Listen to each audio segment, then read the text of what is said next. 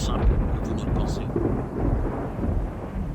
Certaines personnes croient que pour ne pas aller en enfer, elles doivent respecter les 10 commandements toute leur vie durant. D'autres, qu'elles doivent pratiquer certains rites rituels que notre corps soutient. Nous pouvons le savoir avec certitude. Aucune de ces idées n'est vraie. La Bible est très claire à ce sujet. La Bible décrit l'enfer comme le feu éternel.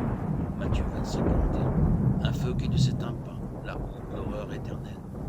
Daniel 12, 2. Matthieu 3, 12. Un lieu où le feu ne s'éteint pas et une ruine éternelle. De Thessaloniciens 1, 9. Apocalypse 20, décrit l'enfer comme l'étang de feu et de soufre où les méchants seront tourmentés jour et nuit au siècle des siècles. De toute évidence, l'enfer est un endroit où nous devons éviter à tout prix d'aller. Apocalypse 20.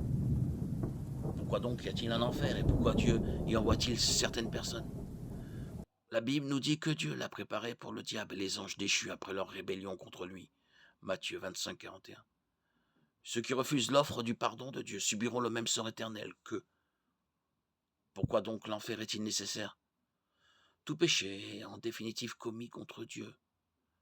Psaume 51, 4. Puisque Dieu est un être infini et éternel, seul un châtiment infini et éternel est suffisant. L'enfer est l'endroit où s'exécute la justice et la sainteté de Dieu, où Dieu condamne le péché et ceux qui le rejettent. La Bible précise que nous avons tous péché, Ecclésiaste 7, 20, Romains 3, 10, 23, et que par conséquent nous méritons tous l'enfer. Alors, comment éviter l'enfer? Puisque seul un châtiment infini et éternel est suffisant, un prix infini et éternel doit être payé. Dieu s'est fait homme en la personne de Jésus-Christ.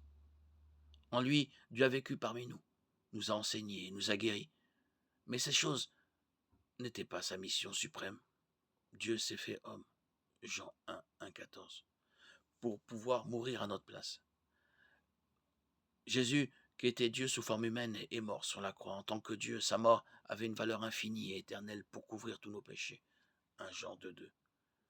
Dieu nous invite à accepter Jésus-Christ comme notre sauveur et de croire que sa mort constitue le paiement complet et juste pour nos péchés. Dieu promet que quiconque croit en Jésus et met sa confiance en lui seul comme sauveur sera sauvé. C'est-à-dire qu'il n'ira pas en enfer. Jean 14, 6, Jean 3, 16. Dieu veut que personne n'aille en enfer. 2 Pierre 3, 9. C'est pourquoi il a accompli le sacrifice ultime, parfait, suffisant pour nous. Si vous ne voulez pas aller en enfer, acceptez Jésus comme votre sauveur. C'est aussi simple que cela. Dites à Dieu que vous reconnaissez que vous êtes un être pécheur et que vous méritez l'enfer. Déclarez-lui que vous mettez votre confiance en Jésus-Christ comme votre sauveur. Remerciez-le d'avoir pourvu à votre salut et de vous avoir délivré de l'enfer. La simple foi en Jésus-Christ comme votre sauveur est le seul moyen d'éviter d'aller en enfer.